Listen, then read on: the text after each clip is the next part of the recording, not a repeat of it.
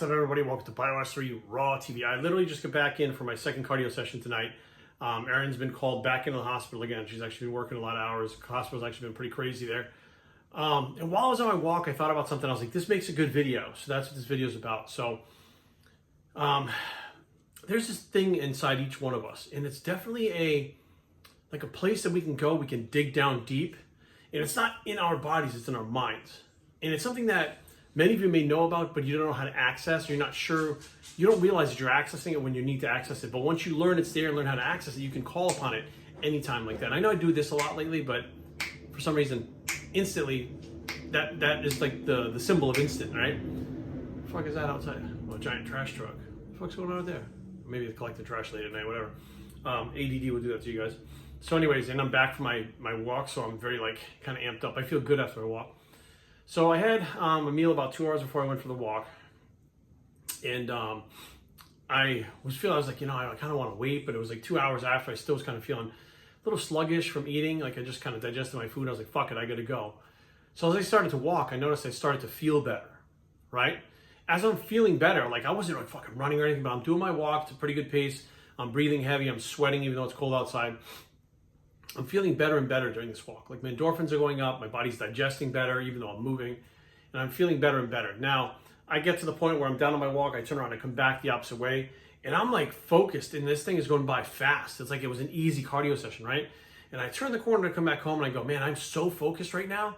I'm focused on my goals. I'm locked in. I'm loaded. I'm fucking ready to go, right? But then a little light bulb went off in my head because I've been here before. Right now, tonight at 7:49, I'm motivated. I am totally 100% inspired. I'm locked in. I am ready to go. I can't wait to get up tomorrow, work out and do my cardio, stick to my diet. Tomorrow's a high carb day on my cyclo-ketogenic diet, so I actually enjoy. I pretty much just eat fruit during the day on that high day. But that light bulb went off and I knew that right now I'm motivated. Right now I'm into it. Right now I'm locked in. I'm focused. When I wake up in the morning, I might not be. That's the way this works.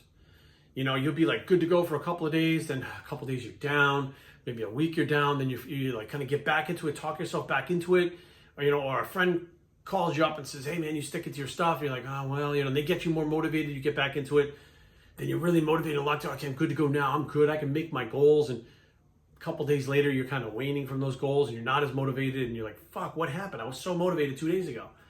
Well, there's a place in here that swaps back and forth. Okay, motivation is not here, it's not external, it's here, right? Inspiration, motivation, it's all here.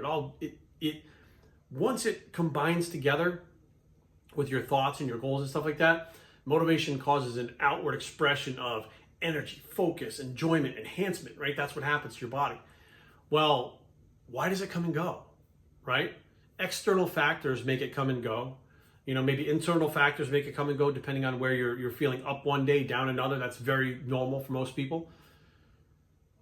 But there's a place that I believe many people as kids, or teenagers or whatever, especially nowadays, people are taught it's okay to give up, right? We got these participation medals and bullshit. Oh, you got fourth place? Awesome, right? Now, what I didn't realize, what I didn't know is as a kid, and I remember my most specific memory of this was when I was actually in karate. I was actually really good at karate when I was a kid. And I was picked for the kids team fight. So they had kids between like 8 and 12 or whatever it was. And our team would fight different teams for different dojos and stuff like that. I was chosen for that team. I went to fight a tournament at Brown University in Rhode Island. And it was the Brown University Open Invitational. It was kind of a big deal. It was the biggest tournament in our area, and people come from all over New England and stuff. And I'm going through the brackets as I'm fighting. It's just like the Karate Kid. You're going through the tournament, you're fighting through the brackets, and I wind up at the bottom. I'm done with the bracket. There's me and one other person fighting for that title.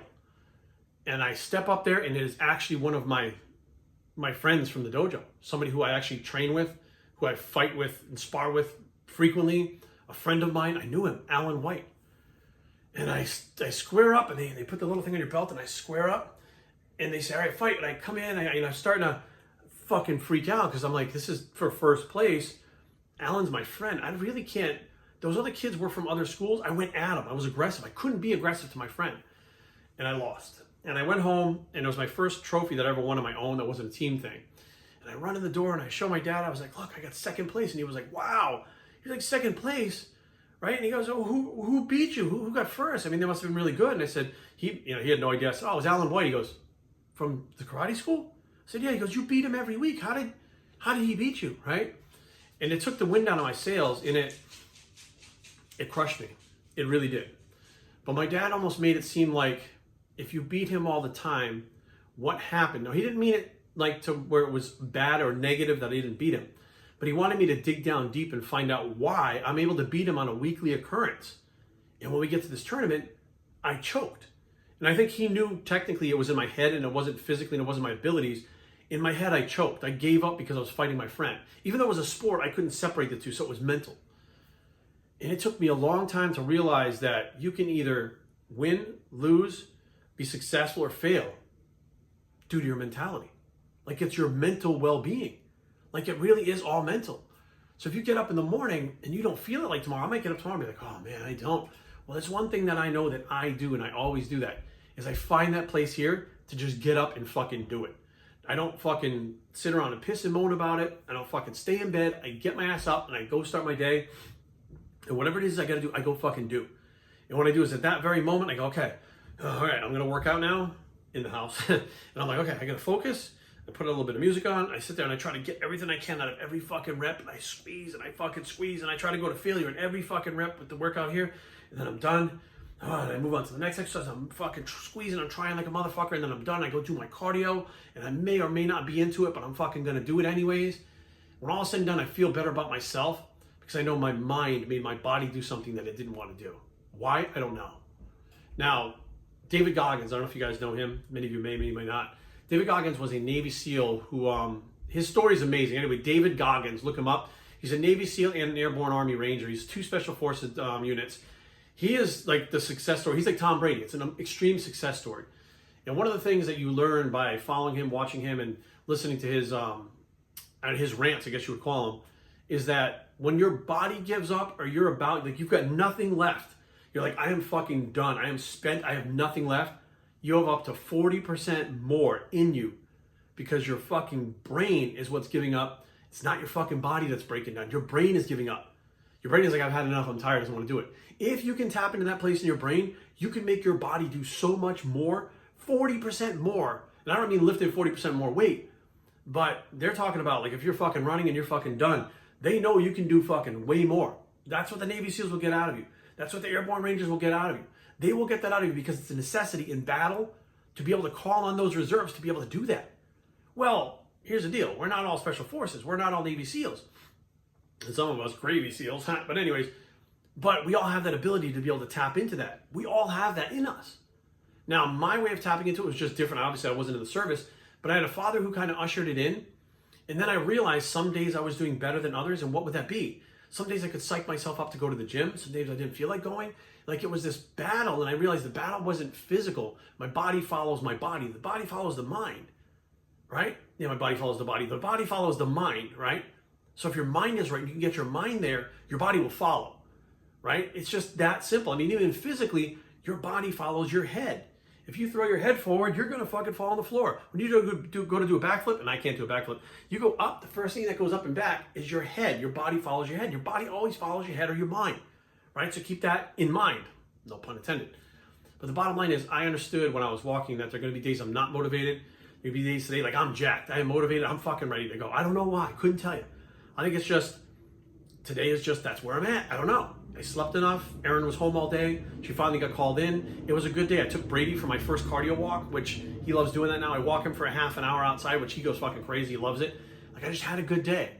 You know, like it just, these places that when you have a good day sends off these hormones, these feel good dopamine, serotonin, like you're in a good place. Well, I feel like you can tap into those places without having the external stimulus actually do that for you. And that's what I do.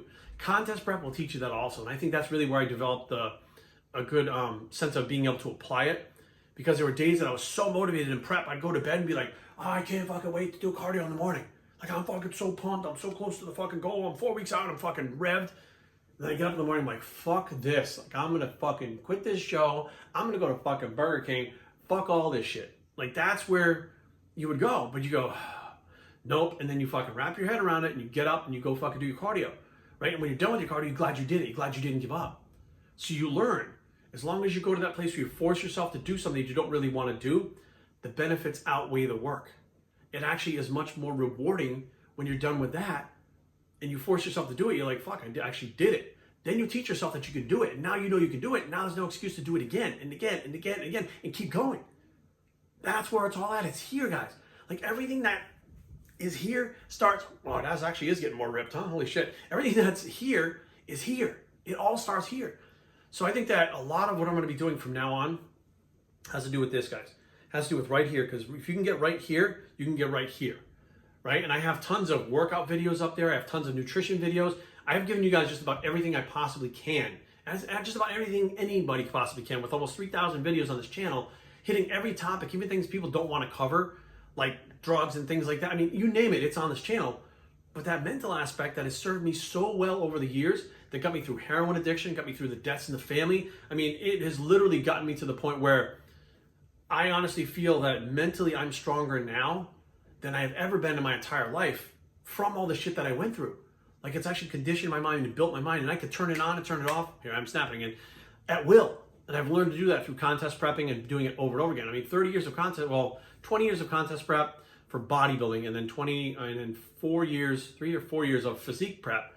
Like, you learn that shit. Training with my clients, right? You got clients that just can't fucking get it out of them today. Well, you know what? A few of the right words from me, next thing you know, they're fucking revved up and crushing it. You know what I mean? It's just a few words that get to them, that program them, and they're fucking off and running. Their bad day ceases to exist. And I'm like, fuck, this is how powerful the mind is. And I know Oscar Arden was big on it with Kai Green. I don't know if other trainers are either, but he was really big on conditioning Kai's mind to be able to get him to where he was at. And Dorian Yates is another one who's big on mind conditioning and mind over matter and stuff like that. But it really is a mental battle, guys. So I just wanted to kind of reach out and let you guys know that, like, there's a place that you can get to, that you have it, I have it, we all have it. You can do it right now. You just have to do it. You just have to stop being a fucking baby, stop being a pussy, stop fucking whining, stop being entitled and ask the world to give you a favor and make everything easy. Go out there and fucking take it. BossTraining@gmail.com. Leave comments down below, but don't fight. BossTraining.com is the longest to go take it, bicep. The shit really is getting lean again, and we are out.